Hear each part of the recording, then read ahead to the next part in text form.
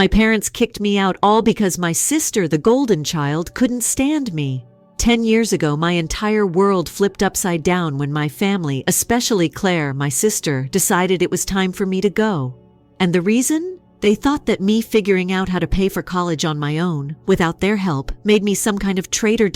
When I was 18 and ready to head off to college, suddenly I had no place to go. All of this happened because of Claire, the golden child, who always managed to make me feel insignificant by comparison. Claire is 4 years older than me, and has always been the favorite since we were kids. And not just a little, like majorly. My parents practically worshipped her. If she got an A, they'd celebrate like it was some huge event. But if I got an A, it was more like, okay, cool, what's for dinner? You get the idea. I grew up believing Claire would always outshine me, and nothing I did would ever measure up. When she got into a top-tier business school, my parents lost it. They treated her like she was the second coming of Einstein. They covered everything: her tuition, her apartment, her fancy clothes. Meanwhile, I just put my head down and accepted that I'd have to figure things out on my own. So, when I got into a prestigious British university to study history, I thought maybe, just maybe, they'd help me out a little. But nope, that wasn't happening. I get it, college is expensive. But what really stung was that they wouldn't even co-sign a loan for me. I wasn't asking them to pay for everything. I just didn't want to drown in debt for the rest of my life. But they refused, and it led to a lot of fights. Their excuse? We already covered Claire's college expenses. Now we have to think about our future. Oh, and around that time, they also decided to start some kind of small business, which apparently ate up all their savings. I felt totally powerless. It wasn't like I wanted to throw away my shot at this university, but my parents seemed determined to make it impossible for me. They didn't think twice about blowing money on Claire, but with me, suddenly, they had to be responsible and financially cautious. It became painfully clear they weren't going to help, so I had no choice but to turn to my Aunt Denise. Let me just say, Aunt Denise, my dad's older sister, is nothing like my parents. She's a neurosurgeon, incredibly successful, and way more down to earth than they are. There's always been this weird tension between her and my parents. They'd be polite at family gatherings, but I could sense the resentment, especially from my dad. He hated being overshadowed by her success. At first, I didn't want to involve her, but I was desperate. One day, I sent her an email asking if she could help with my tuition. She didn't even hesitate. "Of course I'll help," she said. "Why didn't you come to me sooner?" But I was terrified that if my dad found out I went behind his back to ask for help, he'd lose his mind. I asked Denise to keep it between us. For a while, things were fine.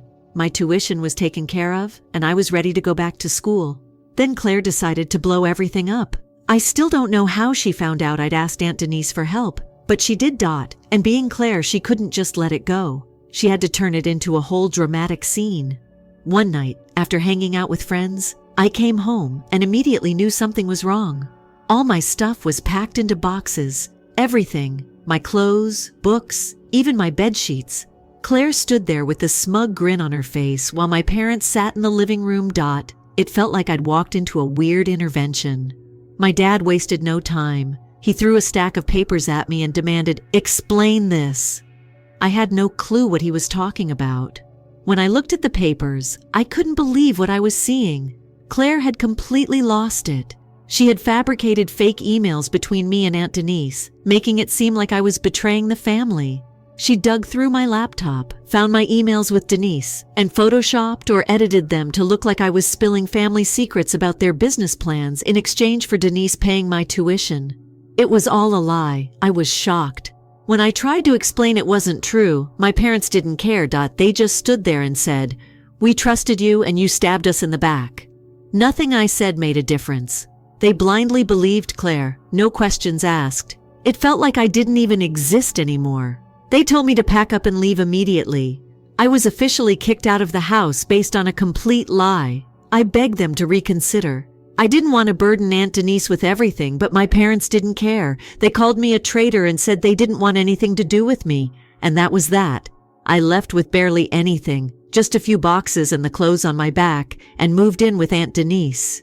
Honestly, I don't know how I would have survived without her. She treated me like actual family and took me in without a second thought, something I hadn't felt from anyone in years. While my parents were busy planning their business and fawning over Claire, the only person who truly cared about me was Denise. I'll always be grateful to her for that. But I still can't shake the memory of that night. Walking into my house, seeing all my belongings packed away, my parents looking at me like I was a criminal, and Claire standing there with that smug, victorious smile. And there I was, my life crammed into boxes, standing on Aunt Denise's doorstep after being thrown out of my own home. I was still trying to figure out what in the world had happened. It had the feel of a nightmare. How, after all, could you go from feeling like you belonged to a family to being homeless in the space of one night? Everything about it seemed so strange. However, I couldn't claim to be all that surprised at the same moment. Claire was the priority, as my parents had always made clear. However, I suppose I never imagined they would go this far. Being the angel that she is, Denise held wide arms to greet me. She didn't have a ton of inquiries. She refrained from spying. She simply realized that I was in pain and said that her home would be my home as long as I required that type of support. It really got to me in the gut. Man. Since I had never felt anything like that for my own parents, I recognized at that very moment. I therefore moved in with her. Initially, it was unsettling to awaken in her guest room and observe a different house. But as time went on, it began to seem more like home than my childhood home ever did. We grew closer and spoke about everything more. It turns out that I had no idea how much Anthony's knew about my parents and their best friends. For years, she'd kept her distance from them, attending family gatherings mainly out of duty. I was astounded by something she told me. My dad seems to have had a vendetta against her since before I was even born. Denise has always done better in life. She attended medical school, married a wonderful man who tragically died early, and went about her daily life.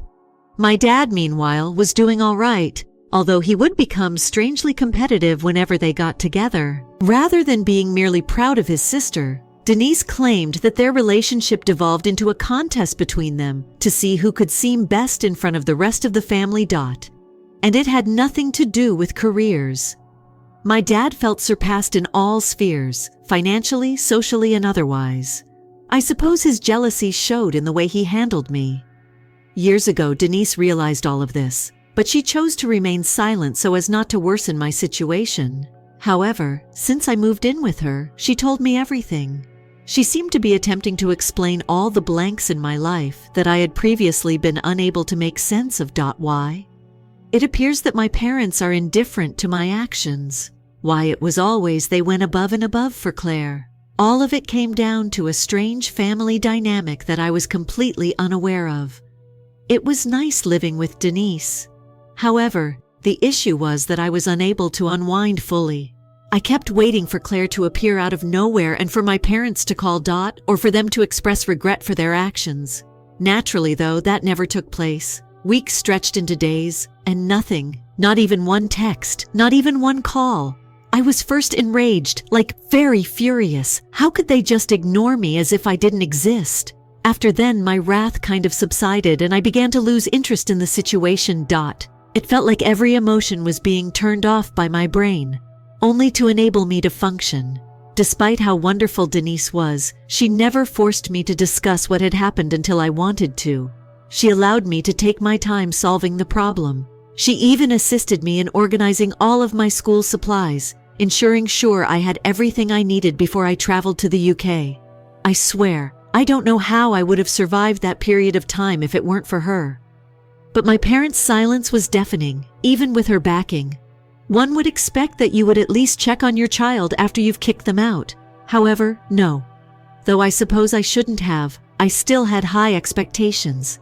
About a month after the entire incident, Claire texted me one afternoon. It was as irritating as she was, which is why I can still remember it so well. Hope all is well with you was all that was written. Furthermore, keep your laptop closed at all times. And that was all. She did not provide an apology or acknowledge her actions, merely a small smile and a text reminding me that it was her who got me kicked out. As I gazed at the display, I sensed my heart quicken. It was a taunt from her. Quite simply put, I remained silent. What was the purpose? Claire was not the kind to dwell on past transgressions. That was it. She had won some strange family game. I considered replying with a sarcastic SMS, but I realized it would be pointless. She would simply disregard it. I attempted to move on and blocked her number. It was not simple. A part of me was still waiting for my parents to do something every time I checked my phone.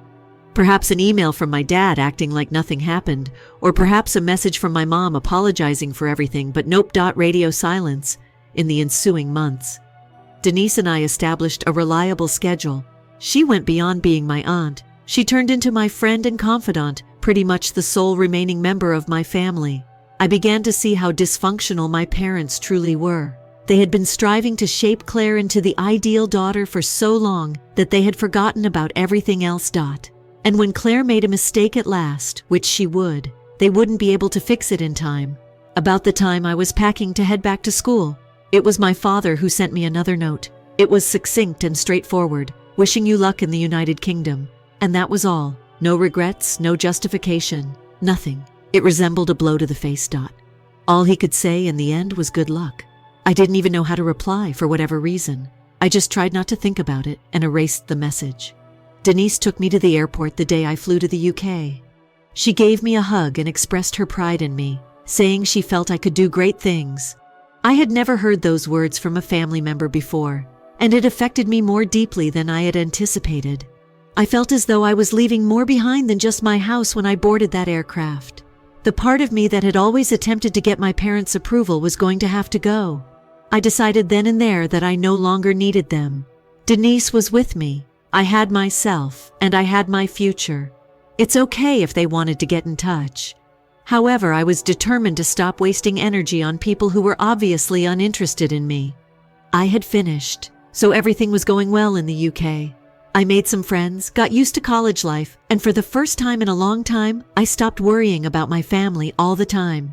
Although it's unlikely that I forgot about them, I will admit that they weren't as much on my mind as they once were. I was concentrating on my education, planning my future, and attempting to live a drama-free life free from my parents' shadow. Of course, though, problems always seemed to arise right when things were going well. After graduating from college, I returned to my hometown. Just after I landed a great high-paying job, my mother called. Yes, my mother, the same one who had cut me off on the day they expelled me. It was completely unanticipated.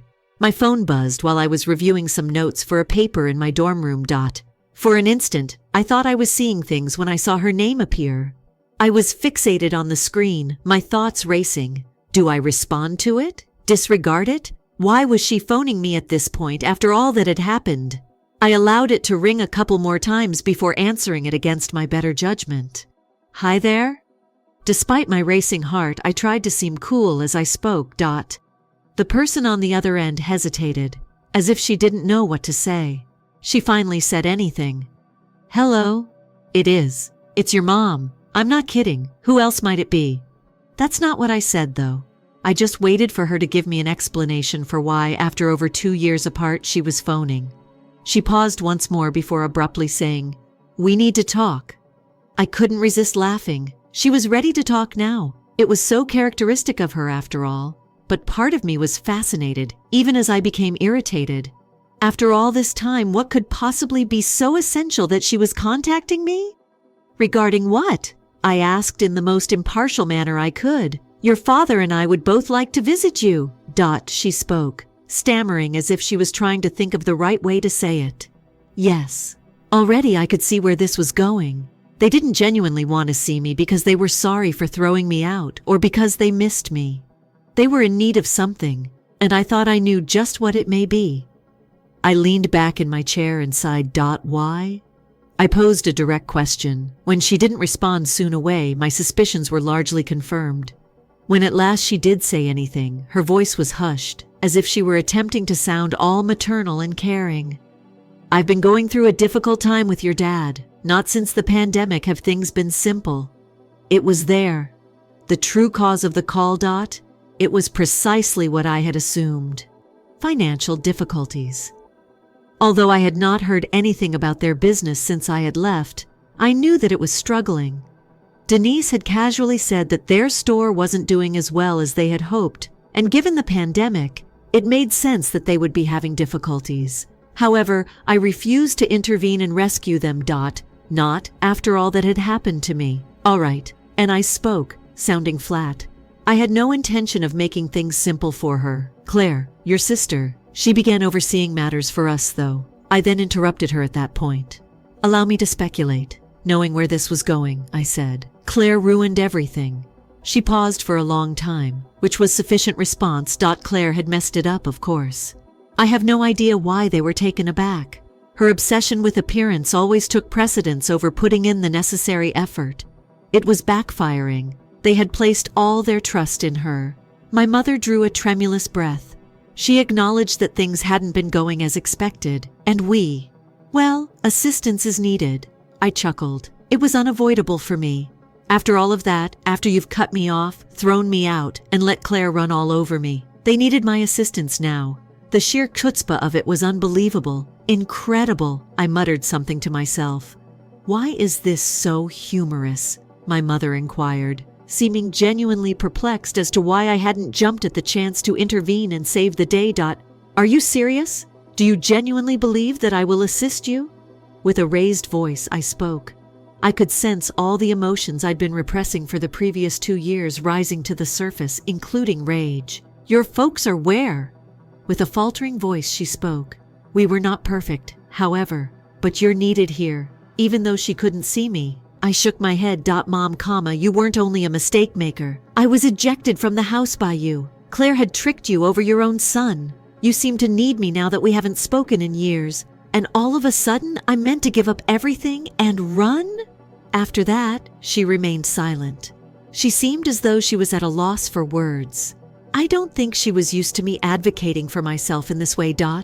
When I was still living at home, I would have simply followed their instructions, wishing it would maintain harmony. However, it is no longer the case. I was not going to allow them to walk all over me again since I had changed. When she did finally speak, her tone had shifted. She was over trying to be all sentimental and kind.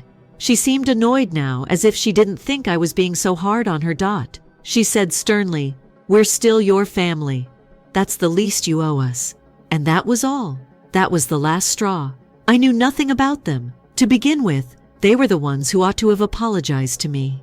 On that one, though, I wasn't holding my breath. I owe you nothing at all. I spoke in a chilly tone. Go ask Claire for help if you need it. Remember that she's your golden child. I hung up the phone without waiting for her to say anything. Even though my hands were shaking and my heart was racing, I had an odd feeling of relief. At last, I had expressed what I had to. They could clean up their mess by themselves. I refused to take part in it. I told Anthony's what had happened over the phone that evening. She was not at all shocked. For years, they had been dependent on Claire. She claimed that it will all eventually catch up to them. After a lengthy conversation, I was even more confident that I had made the proper choice. My parents were suffering as a result of their decision to choose Claire over me. Even though that seemed harsh, it wasn't my job to correct their errors. I felt free for the first time in a very long time. I didn't require their acceptance or their blessing.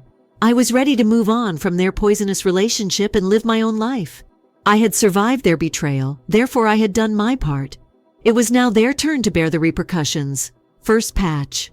After that phone talk with my mom, I thought I was done with family drama. To be honest, I was pleased with how things turned out. At last, I had asserted my own rights and communicated my intention to no longer act as their safety blanket. I assumed they would simply give up and resume their reliance on Claire. However, I didn't realize how much my sister could stir things up, and Claire wasn't going to let me get away with it lightly. Something strange happened roughly 2 weeks after my mom and I spoke on the phone. I heard a knock on the door as I was tidying up around my apartment on a quite typical Saturday afternoon. I don't actually receive visitors anymore. Most of my pals know to text before they come over because I live alone. I was thus a little perplexed. Guess who I saw standing outside when I peered through the crowd? Yes, Claire. For a brief moment, I wondered whether I was seeing things. How come she was at this place? She hadn't communicated with me for years, save from that one foolish SMS concerning my laptop. She was suddenly just dropping by my home as if nothing was wrong. Although my first instinct was to ignore her, I knew Claire well enough to know that she wouldn't depart until she achieved her goals. Before I could say anything, she smiled as if we were best friends, and I opened the door. She said, all flimsy and perky, "Hey!" A long time has passed. I just gave her a long blank stare, utterly taken by surprise. Yes, indeed it has. "Claire, what are you doing here?" She had this extremely innocent look on her face when she looked at me, as if she might win my favor by charm. She tilted her head slightly and continued, "I wanted to talk. Is it okay for me to enter?" I remained at the doorway, crossing my arms. "Regarding what?" I asked, in the most impartial tone I could manage. Her smile wavered for an instant, but it came back fast. "Come on. Is it possible for us to have a conversation inside? It's crucial. I ought to have declined. I ought to have told her to go away then and there. But I couldn't resist being curious. I didn't bother making her feel welcome. I just moved aside to let her in. I didn't ask if she wanted something to drink, and I didn't offer her a seat. After everything she'd done, she was lucky that I was letting her inside my space at all. As she entered, she appeared to be surveying the area. "Nice apartment," she replied, as if attempting to strike up a conversation. I remained silent. I wasn't present to make small talk. I said, "All right, Claire, straight to the point. What are your desires?" She gave a big sigh as if the game she was playing had already worn her out. Mom said, folding her arms, "I heard about your conversation from Mom. You know, she's quite upset." Angry, I arched an eyebrow. "I was thrown out of the house by her. Claire. For what reason does she need to be upset?" Claire rolled her eyes as if I were the one who wasn't being realistic. "I'm not here to repeat all of that, you see. It's no secret that you've always been challenging." The way she stated that so casually made me almost laugh. "Arduous?" I said it again. "Right now? Are you serious? You sent false emails in an attempt to get me to leave the house. That is challenging." Her hand was waved off dismissively. "That was a long time ago. I've come here to try to put things right." Unsure if I had heard her right, I blinked.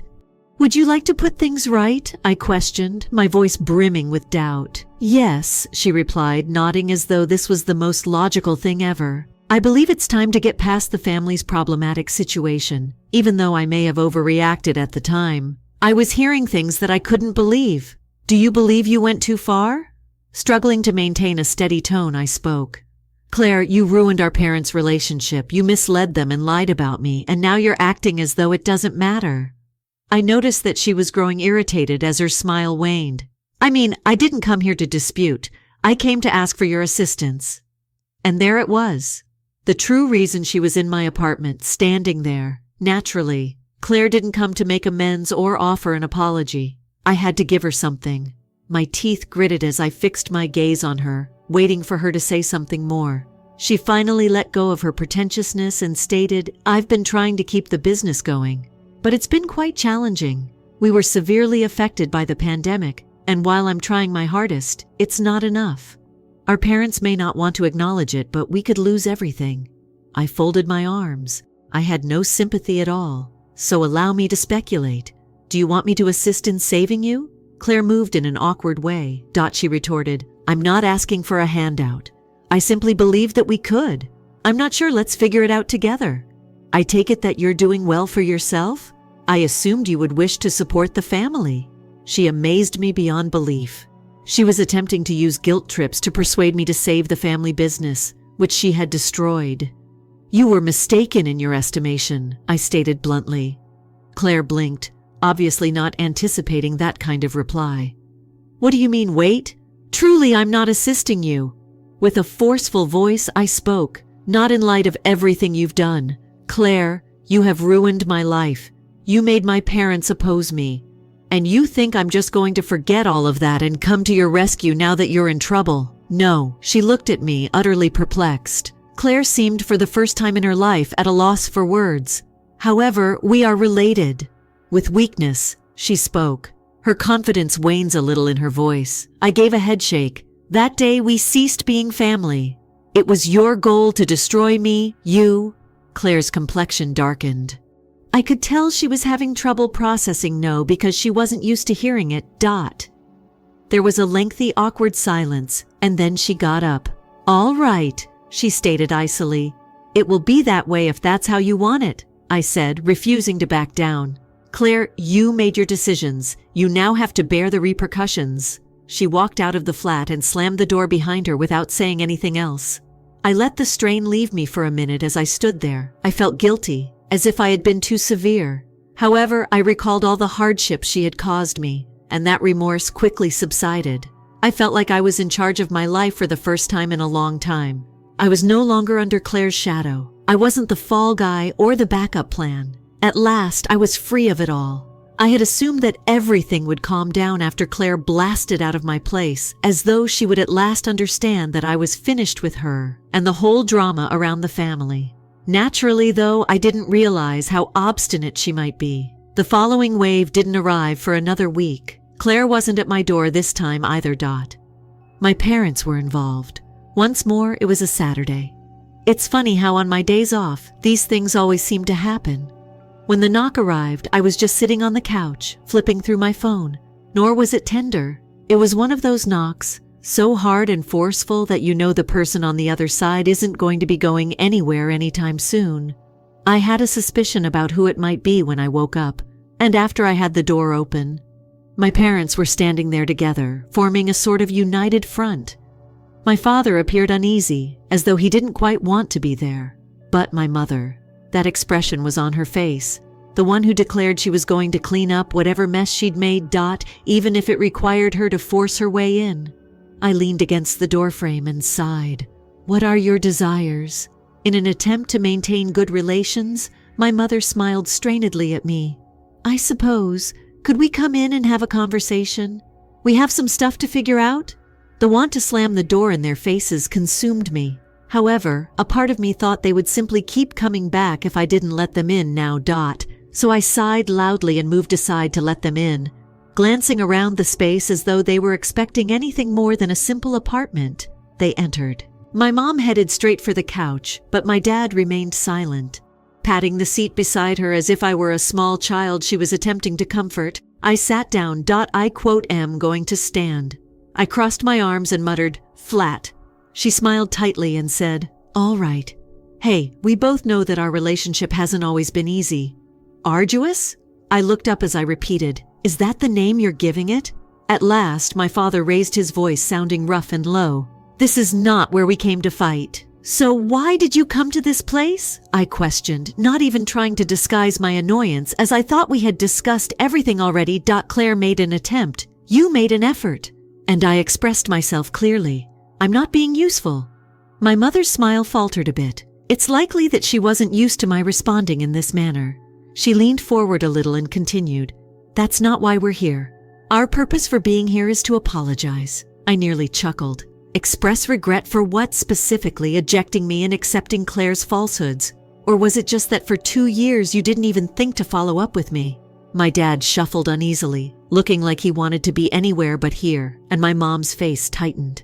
They obviously didn't think I would take that as a jab in the face. We acknowledge our faults.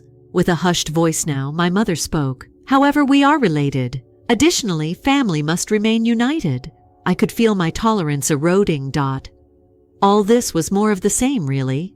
Each time an issue arose, they would act as though erasing all past events by pulling out the family card. But this time I wasn't going to fall for it. The only reason you're here is to ask for anything from me, I stated outright. I wouldn't even be in contact with you if the business hadn't taken a bad turn. Let not act as though this is a family issue. After a little period of stillness, my dad eventually spoke. Although his voice was gruff, it was the most honest I had heard from him in a long time. You're accurate. I was not expecting that. I blinked while focusing on him. How come? You're accurate. With a heavy sigh, he repeated. We made a mistake. Claire, we think. Without giving it a second thought, we pushed you out. And right now that everything is crumbling, we are in a desperate situation. I was at a loss for words. I didn't think he would be clean about it. Conversely, my mother appeared to be attempting to hold on to her. Nice. She obviously hadn't anticipated him disclosing everything in such a direct manner. Thank you for being so open. After a lengthy silence, I said. But nothing changes as a result of that. My mother spoke again, her tone more abrasive. It doesn't alter the fact that you owe us and that we depend on you. After all of our assistance to you, And there it was once more. That feeling of being entitled. For no other reason than they were my parents, they genuinely thought I owed them something. Like it didn't matter after all those years of disregard and favoritism. And I was expected to save them now that they were in peril. I owe you nothing at all. I spoke in a chilly tone. Not in light of how you handled me. When you rejected me and didn't even ask if I was all right, you made your decision to believe Claire over me. Are you asking me to save you now? This isn't how it operates. My father said nothing. Seeming humiliated, he merely sat there and stared at the ground. But my mother was far from finished. Were they your parents? With a raised voice, she spoke. You were reared by us. We saw to you. And you're just going to give up on us now? I shook my head, beginning to feel somewhat sad for her. You failed to look after me. So did Anthony. You're stuck with Claire because you made that choice.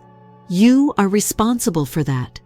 My dad stopped my mom from uttering whatever was ready to come out of her mouth by placing a hand on her arm, even though it seemed like she was about to burst. For the first time since they entered, he looked up and met my gaze. He answered in a steady, albeit melancholic voice, We understand. We will no longer pressurize you. All we needed to do was give it another go. I was on the verge of feeling sorry for him, but then I realized all they had done to me, and my compassion vanished. I remarked, walking toward the door and opening it for them. I hope you figure it out. However, I will not participate in it. My father nodded, as though he had anticipated that. But my mother shot me one last glance, half begging, half angry. However, she got up and followed him outside when she realized I wasn't going to budge. After shutting the door behind them, I paused to allow the quiet to descend. I had completed it. It felt like I was truly free for the first time after I had finally stood up to them. Story 2. A full stepfather got rid of all of my cherished items as a child and beat the snot out of me routinely. I ended up collecting all of his prized belongings and selling most of them. And when I told him, he tried to assault me in public, which ended in criminal charges, losing his job and his house. Now I get to see him all the time and rub his nose in it. So I was 15 when my mom decided to start seeing this man Jason from some dubious dating site. I didn't like him from the moment I met him. Something about him simply screamed false.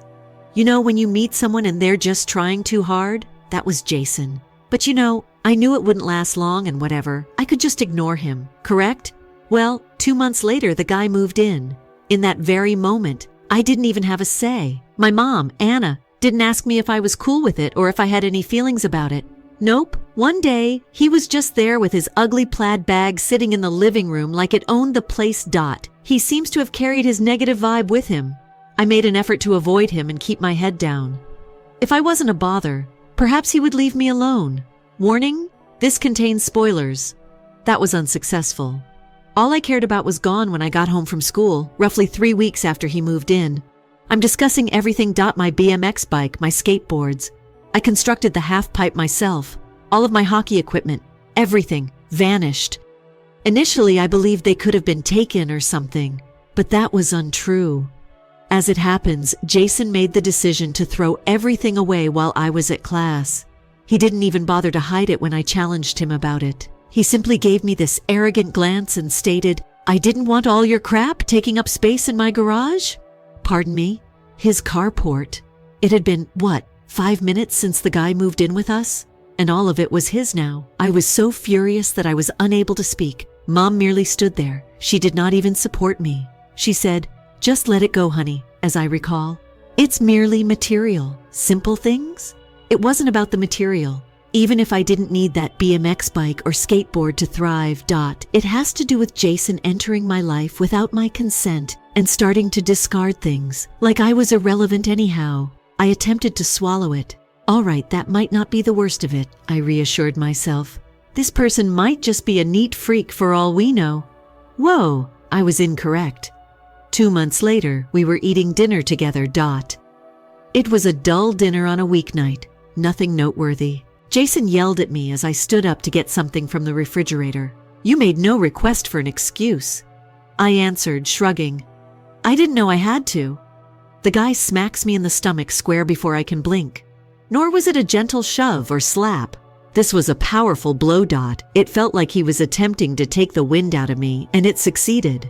I passed out, doubling over, abruptly astonished. What kind of adult man? A complete psycho. Pokey's a 15-year-old?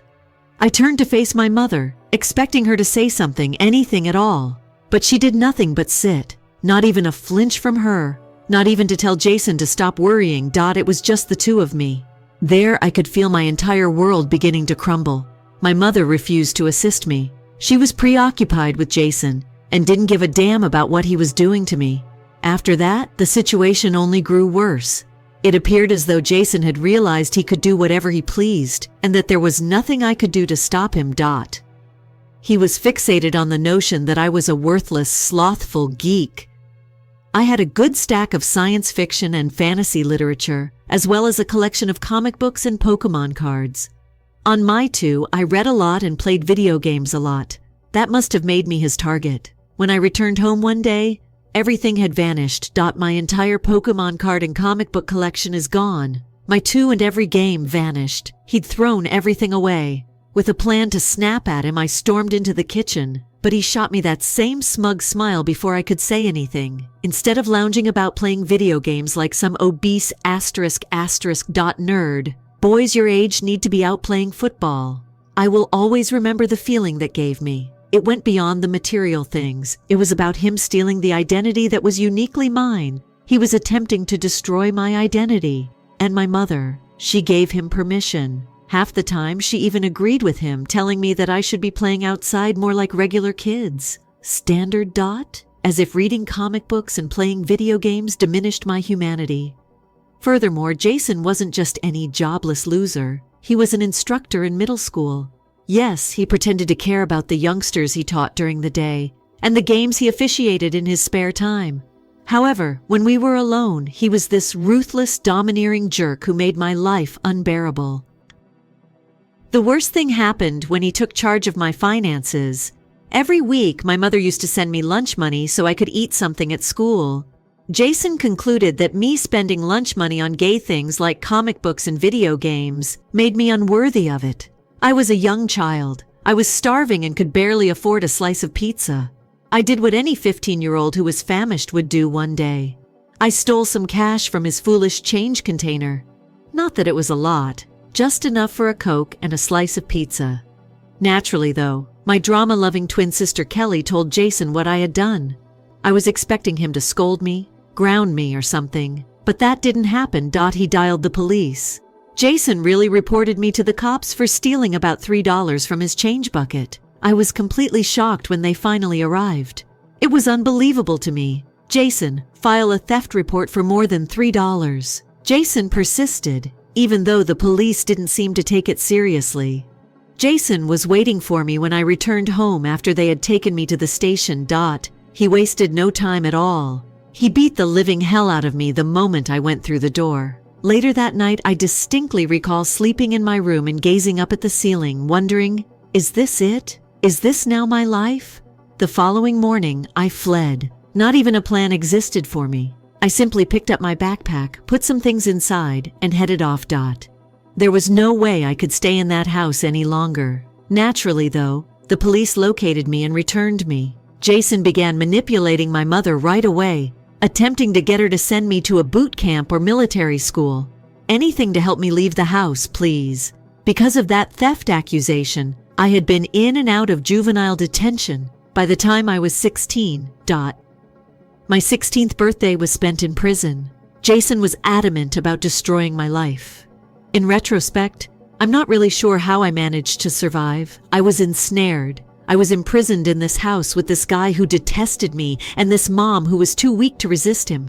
The worst part was that I wasn't sure when it would finish, and I felt like I had no one on my side. Fine. Therefore, things didn't get better after the whole incident involving Jason stealing my belongings and contacting the police over a few bucks. They actually grew much worse. Jason appeared to enjoy making my life as difficult as possible. It seemed like he was always thinking of new ways to take advantage of me. The worst aspect, too, my mother Anna allowed him. She made no attempt to halt it. She pretended as if it never happened. Or much worse. As if I should take responsibility for not following Jason's wishes, following the police encounter. Jason, please stop trying to be so sweet around my mother. He didn't hit me when she was present after all. Not that he was so stupid, but he did make sure to point out to me exactly where I was in the house. He would give me this look if I said something that he didn't like, "You ought to give it a look." Nor was it limited to appearances. He began enforcing these absurd regulations as if I had to get permission before doing everything. Leave the table, go to the restroom, proceed to my chamber. I would suffer the repercussions if I did not ask. I was in my room one night, going about my business while I tried to finish my schoolwork. Not that late, really. Possibly at 9 o'clock at night. Jason storms in without a warning, acting as like he owns the place. He begins berating me for not doing my chores for the day. I told them I was working on a school assignment and would speak with them later. It seems like that response was incorrect. Then I find myself being pulled from my chair by the back of my shirt, while he shouts at me about how sluggish I am. My shoulder cracked against the wall as he slammed me against it. He had been telling me all along how useless I was and how I would never amount to anything. And once more, where was Mom? Sitting in front of the TV in the living room, as if everything was well. "You really need to stop provoking Jason," she replied when I told her what had happened. Provoking, as though I was to blame. He was a total crackpot. A few weeks later, the situation worsened once more. Jason found it annoying when I enjoyed something. For example, he would become upset if I was reading a book or playing a game. He wanted me to be doing work, cleaning, whatever it was that men did. I was playing a video game in the living room one Saturday. Not crazy, just attempting to unwind. Sweat-covered from working on his foolish woodworking project, Jason storms in from outdoors. I swear, his face goes red when he sees me. He growls, "Get up!" Perplexed, I gaze up. "How come?" "Get up," I said. "Now go mow the lawn." It was precisely 2 p.m. and the ambient temperature was above 90. I was still in the middle of the game. I was having fun. I promised to finish it after supper. Right now, it's too hot. Big error. Jason takes a vicious swing at me, ripping the controller from my grasp and hurling it across the room. Before I can even react, it smashes into pieces and hits the wall. He hauls me out of the chair by grabbing my collar. He's not simply angry this time. He's enraged. "You won't regret not doing it now." He gives me a hissy fit. I knew better than to argue at this point. I went outside and got the mower. I could feel the heat hitting me like a brick wall. Sweat-soaked, I mowed the lawn for the next 2 hours in the scorching sun. I was so tired at the end that I had trouble standing. Jason showed no concern. He examined my work outside before having the audacity to point out areas I had overlooked. I was so dizzy that he insisted that I go back and mend them. My mom was reading a magazine at the kitchen table when I eventually made it back inside. "You know, this wouldn't have happened if you had just done what Jason asked the first time," she continued, looking up at my sweaty, dirt-covered body. It was then that I came to a realization. My mother refused to assist me. She did not support me. She would always side with Jason no matter what he did. I had the entire place to myself. The following few months were one continuous nightmare. Jason never stopped coming up with new ways to ruin my life. At odd times, he would storm into my room and demand that I perform chores or accuse me of being lazy. More of my belongings were thrown out by him, including my beloved jacket that my grandma had given me before she died away. He merely shrugged and said it was nasty when I challenged him about it. Anyhow, he didn't simply take tangible items either. My sense of security in my own house was snatched away by him. I was always on edge, waiting to see how he would lose it. I was so scared he would break into my room in the middle of the night that I hardly got any sleep. Even at school, I developed a shiver if someone raised their voice in front of me. When it came to education, not much had changed. I was a passable student once. Not much, but I managed to get by. But because of all that was going on at home, my grades began to suffer. I was unable to focus on anything. I used to spend my entire class period gazing at the clock and mentally adding up the minutes till I had to get home to Jason. Although my teachers saw, none of them ever inquired as to why. To be honest, I wouldn't have known what to say even if they had. How do I put it? My mom doesn't seem to care that my stepdad is a psychopath. Yes, that would be beneficial. My best friend Ryan seemed to be the only one who understood. I never told him the complete tale, but he felt something was wrong. He could tell how horrible it truly was, even though I didn't want anyone to know. He caught up with me one day after school and said, "Dude, are you okay? Lately you haven't been your true self." I dismissed it like I usually did. I said, "Just taking care of some things at home." Ryan didn't press the issue, but he did give me this look like he didn't trust me. "You know where to find me then, if you ever need to talk." I nodded, but I was silently asking myself, what's the point? Nothing will change by talking. At this point, Jason's discipline became more widely known. He began to berate me in front of the friends of my mother, in the neighborhood's view.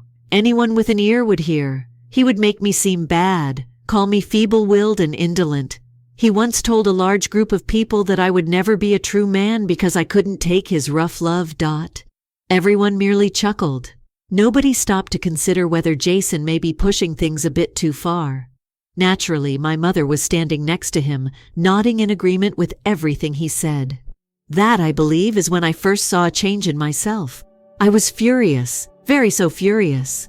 However, I was unsure of how to handle that rage. It was no longer just about Jason. It also concerned my mother. She allowed this to occur. I was subjected to this by her. She wasn't merely an observer. She realized that she was a part of the issue. Everything became worse as a result. Even though I detested them both, I felt confined. I had no one to turn to and nowhere to go. I had no money for lunch at all. Most days, much less a means of escape. I decided to stay. I stayed and I made it, hardly. Thus, by the time I was 16, things weren't good, like really, very badly. Jason was no longer even making an effort to act like he was interested in me. Control was the main goal, dismantling me until nothing remained. The problem is, though, that I wasn't going to allow him to feel like he had the upper hand. Even though I was beginning to lose my ability to handle it, things reached a new low one day. I had just returned from school on this Friday afternoon. Jason's strange duties had kept me up half the night, and I was fatigued. Really? At 2 a.m, he would force me to sweep the kitchen floor, merely because it pleased him. Anyway, as soon as I arrive home, I realize something is wrong. The feeling permeates the entire house. It's difficult to put into words, yet you know when something is off. Yes, that sensation. Jason is seated at the table in the kitchen, grinning strangely. When I go in, that sneer was something I detested. Each time he flashed that smile, I understood that it indicated he was going to do something stupid. It felt strange even though it wasn't that odd that my mom wasn't home. Jason appeared to be waiting for something as he sat there and tapped his fingers on the table. Still grinning, he responds, "Hey Mike, observe what I discovered in your room." My stomach fell out right away. Though I didn't understand what he was saying, I knew it wasn't good. "What topic are you discussing?" I asked, attempting to maintain a steady tone. He gets up and approaches me, saying, "Oh, don't play dumb with me." He approaches quite closely, too near, as if he were attempting to scare me. "I located your hoard. I was really perplexed right now." "Keep? Which stash?" Everything I kept in my room was related to schoolwork. Besides, what on earth was left for him to take? Everything I held dear had already been discarded by him. "Which stash?" Stepping back, I ask, despite my reluctance to show him. I felt afraid. "You're high." As though it were the clearest thing in the world, he says, "Uncovered them concealed beneath your mattress." I looked at him, quite taken aback. "I abstain from drug use," I said, utterly perplexed. That was not my type of child. I never even smoked or drank. However, Jason was positioned as though he had just caught me red-handed for a serious offense. "Please don't mislead me." "Red in the face!" he yells. He takes this tiny packet out of his pocket. It contained a few unrelated tablets. In my entire life, I had never seen them. "How in the world did you obtain that?" I questioned, feeling more perplexed than ever. "I don't own that." Jason simply shakes his head, as if he's not sure what I'm saying. "This time you've really done it." As he speaks, he paces the kitchen as if he's getting worked up. I quote, "I'm going to your mother. You're being sent away." I realized at that point, it was his plan. He was attempting to set me up. This was his plan to get rid of me because he wanted me gone. It was unbelievable to me. Jason despised me, I knew that. But this. Before I could come up with a coherent response, this had reached a whole new level of confusion. He calls my mother after picking up the phone. He informed her that he had discovered drugs in my room. and that I had been concealing them for months while I stood there, utterly defenseless. My mother believed him without even asking if it was true. She did, of course. Even though I should have expected it, hearing her say it still hurt like crazy. Jason, we have to do something about him. Perhaps we ought to investigate that military academy. You brought up military school. This guy was actually setting me up so he could send me to military academy and permanently remove me from his life. I cracked up. I really lost it. I began to scream, telling him that I wasn't going anywhere, that the drugs weren't mine, and that he was lying. Jason didn't care, though. He simply stood, beaming as though he had triumphed. And my mother. She continued talking on the phone, nodding in agreement with him as usual. If I stayed, I would have to leave, I knew. My life would be ruined by him. So I took the action I believed to be my only choice. Once more I fled, but this time I wasn't just seeking solitude. I was running because I was unable to continue living in that house. I couldn't stand Jason's violence for one more minute, and I couldn't stand my mother betraying me all the time. She wasn't merely watching it take place, she was supporting him. After grabbing my backpack and packing it full of whatever clothes I could find, I headed out. I had no strategy. There was nowhere for me to go. I went for a run. For a few days I was living on the streets, sleeping in parks while I tried to think out what in the world I should do next. I considered heading over to Ryan's place, but I didn't want to involve him in my mess. I also didn't want his parents to think I was a bad influence or anything, because they were really strict. I just walked around, attempting to blend in with the background and avoid getting seen by anyone. Naturally, though, I couldn't run indefinitely. The police discovered me on the third day. After picking me up, they drove me directly back to my mother and Jason. Jason was sitting there when I came in the door, that same damn smirk on his face like he was glad to see me hauled back. He started picking on me right away without even waiting for the police to depart. "Do you really believe that everything will work out if you just flee?" With a smirk, he paced about me in a predatory manner. "Mike, you're off to military school. This cannot be avoided." I turned to face my mother thinking she might defend me for once, but she didn't. She did nothing but stand there, with crossed arms, approving everything Jason stated with a nod. Once more she was fully in his corner. It seemed as though she had forgotten about me entirely. I had had enough by then. I made no plans to plead. I refused to shed a tear. I looked at them blankly, this sensation of hollowness rising in my chest. Jason continued to rant at me, telling me how much of a failure I was and how I would never amount to anything, and I remained silent throughout. I felt as though I had grown immune to it all, but something was shifting in the background. He no longer frightened me. I was not going to submit to him. Furthermore, I had no intention of attending military school. My knowledge of how to halt it was lacking. Jason approached me after the police had departed, got up close and personal and said, "This is the end for you, Mike. I'll see to it that way." That's when I understood I had to take a stand. I knew one thing for sure, even though I didn't know how. I had no intention of giving up easily, not any longer. By the time I turned 18, I had successfully left that house. My mom and Jason decided military school wasn't worth the hassle after running away a few more times. Perhaps they were unwilling to cover the cost. Or perhaps they simply got tired of interacting with me. In any case, I was through. As soon as I could after high school, I packed my stuff and headed off. As long as I was outside of Jason's house, I didn't care where I went. I didn't look back at first. My mother didn't visit, and I didn't call. I didn't even pass by the neighborhood with my car. For a few years, I was over both of them. I concentrated on organizing my life. I started lifting weights, obtained a job, and made sure I would never again have to rely on somebody like Jason. You might say I became stronger, I suppose. Not only bodily, but also intellectually. I had grown out of my fear as a child. I was beyond Jason's control, or so it seemed. Here's the problem, though. The past does not simply vanish. Whether you want to deal with it or not, it waits for you to do so.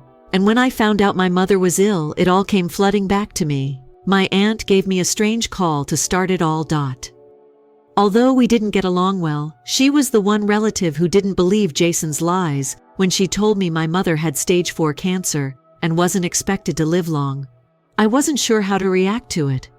Yes, she was my mother, but in light of everything that had transpired, I felt as though she no longer truly was. I hardly recognized her after Jason had snatched her away from me. I still made the decision to go. Really, not for her, but for me. Even though I wasn't sure what closure meant at the time, I needed it. It felt like I had stepped into a time machine when I arrived at the mansion. Everything had the same appearance, the tatty couch, the outdated TV tucked up in the corner, and the hideous drapes Jason insisted on. My mother was the only thing that had changed. Her appearance suggested that she was little and feeble, incapable of standing, much less resisting an attack. It must have taken its toll on the cancer. Jason was present, naturally, looming over her as if he were her guardian angel or something. I felt nauseous simply staring at him, but I was no longer afraid of him. He was unable to. I had become larger, more powerful. I was aware of it. He could no longer scare me the way he had when I was 15. My mother made an effort to speak, but Jason spoke for her most of the time. He continued talking about how difficult it was and how much money it was costing him to take care of her. I was only thinking about how phony it all sounded. I knew Jason had no interest in my mother. His concerns were the house, the money, and his foolish woodworking endeavors. He was still the same scheming jerk that he had always been. My mother called me aside after a time. Even though she was having trouble speaking, she told me something that startled me. She announced her departure from Jason. She had no desire to live out her days with him, not after all that he'd been through. It was unbelievable to me. She had supported him and allowed him to rule everything for years. But at last, with not much time left, she was advocating for herself. It turns out she had a separation agreement in place and had already met a lawyer. Jason would receive a predetermined sum of money and have 45 days to pack up his belongings and move out. He had to sell his boyhood house to pay off debts years ago, but she even bought it back from the bank. He would now be relocating there. Goodbye, correct? My mother's death followed shortly after that. Honestly, my feelings were conflicted. Yes, I was depressed. However, there was another aspect of myself. That was the only irate portion. Offended that she didn't abandon Jason sooner. I'm mad with Jason for destroying so much of my youth, and frustrated with myself for not acting more to put an end to it. However, things took a turn for the better. You see, my mother had allowed Jason to return and retrieve his belongings, but he was taking his time. He believed that he could come and leave as if he were the property's owner. However, there was a date in the separation agreement, and he was legally past it. I now owned everything that was left in the house. I proceeded like any other individual would have. I made the sale. Everything that was left of Jason's priceless stuff. His collection of baseball cards came first. I knew it would sell quickly since I'd heard him boast throughout the years about how much it was worth. For it, I received roughly $14,000. I then made about $11,000 by selling all of his autographed sports items. But I wasn't done yet. I sold Jason's tools and some of his handmade furniture because he was a woodworker. That generated an additional $6,500. Still, I saved some of the best stuff. He possessed this collection of coins. And what do you know? Coins are something else I collect. I took a few tools, some random odds and ends, and the best items for myself. Oh, and I kept the engagement ring from his mother as well, a 3-diamond platinum band. Since I knew it would annoy him, I kept it even though I knew it was worth a lot of money. And boy, did it make him angry. I ran into Jason at the grocery store about a month later. I approached him as he was loading his car. I made no hesitation at all. I informed him up front that I had sold everything he owned. His response? Just what I had dreamed of. He lost his temper. The man was unable to restrain himself. He turned to face me. However, the Jason he knew before had changed. He was frail and aged. I quickly sidestepped his blows, and the ones that did get through hardly hurt at all. I had my phone out and prepared to call the police in the interim. He continued to swing, continued to shout, continued to lose it. Even as I conversed with the operator on 911, the finest aspect, he began smashing his shopping cart into my car in the hopes that I would back off. He was breathless and red-faced, looking like a fool when the police arrived. In the parking lot, they immediately placed him under arrest. Assault, expressing dangers, destruction of real estate, the pieces. The best part, you know what it is? But it didn't end there. The charges caused Jason to lose his position at the middle school. His pension was taken away. The man was always having problems. I didn't feel horrible about it for once. In order to cover the cost of the costly attorney he had retained, he ultimately had to sell his mother's home, believing he could outwit the allegations in some way. Ahead of time, he didn't. You'd think Jason would finally realize that he couldn't play me anymore after his little meltdown at the grocery store. Naturally, though, the man was too obstinate, or perhaps too foolish to simply brush it off. He's already lost everything, really. His finances, his work, and his home. However, he continued to believe he could prevail. That's the trouble with individuals such as Jason. Even in situations where everything around them is collapsing, they consistently believe they are unbeatable. Anyhow, news of his arrest spread quickly. Tyler, my nephew who played football, made sure everyone at the school was aware that Jason had been taken into custody for hitting me. When word spread among other parents, it didn't take long for them to phone the school and demand that Jason quit his refereeing duties. The guy was, for crying out loud, a middle school referee. People were now aware that he was a bully. He was not going to be able to hold that job. It turns out that he was never given the opportunity to resign. He was essentially let go from it as well. He was no longer wanted near people's children, not after his treatment of me. To be honest, I was relieved to see him lose everything that he had worked so hard for. It was more than just material wealth. It had to do with the reality that he was no longer in charge of anyone, least of all me. However, things improve. Recall how I said that in order to pay for the attorney he couldn't afford, Jason had to sell his mother's home? Apparently, he didn't receive nearly as much money for the house as he had anticipated. He found up living in a trailer that appeared to be ready to collapse at any moment in a rundown little trailer park on the outskirts of town. What's the best thing then? To make ends meet, he was forced to work as a Walmart cashier. You have no idea how much that means to me. Here was the man who used to pretend to be superior to me, believing he was more knowledgeable, stronger, or something else entirely. And right now, he was now working at Walmart, ringing up groceries for customers, barely making enough money to cover his rent. I wasn't done though, not quite yet. After learning where he worked, I purposefully waited longer in line than I had to the first time I went to Walmart. Despite the open registers directly next to him, I waited until his line was free. I desired for him to see me and understand that I would not simply vanish from his existence. It was priceless to see the expression on his face when I approached the counter. It appeared as though he wanted to die by crawling into a hole. I said casually, as if nothing had ever transpired between us, "Hey Jason, how are things going?" He said nothing at all. His hands were trembling a little as he began to scan my purchases. I could see the anger rising behind his eyes, but there was nothing he could do, not any longer. I made sure to give him precise change when he scanned the last item. Extremely slow, as though I was savoring every moment of it. "Oh wait," I responded, taking out a rare coin from his coin collection that I had stolen out of my pocket. I had no idea I had this. "I suppose I'll just use my credit card." It almost made me laugh out, the way his face contorted in rage.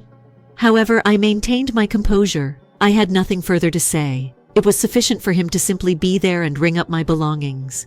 However, I didn't see him again after that. I made it a point to visit the same Walmart every time I needed something. Every time I would say something insignificant that I knew would irritate him, he would always wait in that same line. Similar to the time I got my daughter a brand new above-ground pool. I was aware that Jason cherished the ratcheting wrenches he once owned. I mentioned, I just sold those wrenches you loved, as he looked around the pool. I assumed I would purchase this pool with the money. I know my daughter will adore it. I could see he was furious even though he didn't say anything. While I was out there going about my life perfectly fine, he was stuck there working at a dead-end job. I cherished every moment of it, and it was the epitome of karma. Yes, I know it sounds trivial, but I didn't care after everything Jason had done to me. This man had attempted to destroy my life. He had confiscated my belongings, humiliated me, battered me, and even attempted to have me sent away. He had reported me to the police, made my adolescence a living nightmare by framing me for a crime I did not commit. He deserved all of the suffering he was currently experiencing. But the motive went beyond retaliation. It had to do with coming to an end. I felt in charge for the first time in my life. Jason was no longer able to harm me. Nothing could be taken from me by him. He was actually the one losing everything at this point. It was me who got to leave with my head held high. A few weeks later, the last nail in the coffin was driven. After losing his job, my niece Emma, who attended the same middle school as Jason, told me he would return to get his belongings. He reportedly created a big commotion in the middle of the corridor by screaming at the administration and sobbing over how unjust everything was. The entire event was witnessed by the children enrolled in summer school. Emma declared that it was the most awkward thing she had ever seen. When she told me Jason had tried to be the big man, the one in control, all of his life, I had to laugh. He was nothing now, just a washed-up guy who was unable to contain himself in front of a group of middle school students. I didn't see much of Jason after that. I didn't need to rub it in anymore, but I still occasionally went to Walmart. I'd achieved my goal. My life was just getting started, and Jason's was devastated.